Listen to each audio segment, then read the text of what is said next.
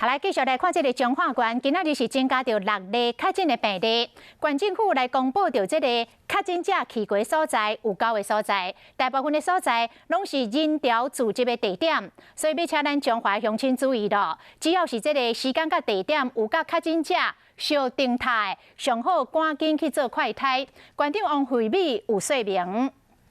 下的这6例大部分都是接触者，我们匡列的接触者裁剪的，那还有增加1例是台北确诊个案的接触者，所以等于这6例实际上都在我们本来的掌握当中，那本来他家里面的接触者我们都已经同时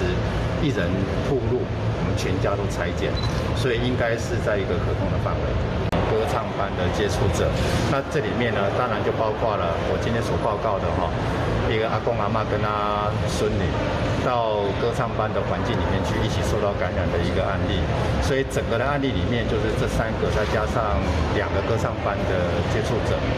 还有1例是台北确诊个案的接触者，就是这6例。这2例是应该算是职场的接触者，职场接触者里面有1位是一起在种葡萄的，那一旦我们匡列接触者的时候，居家隔离的要求也下去了，然后接受采检，所以在我们居家隔离的这样要求提出的之下，他是不能趴走，如果有就违反指挥中心相关的规定。歌唱班的接触者，刚才我有报告嘛，有些是家庭为主，家庭的人比较多，那也有一些是他那个职场或是社交环境的一个接触。 那这部分实际上，今天虽然确诊，可是大概我们2、3天前就已经匡列采检了，所以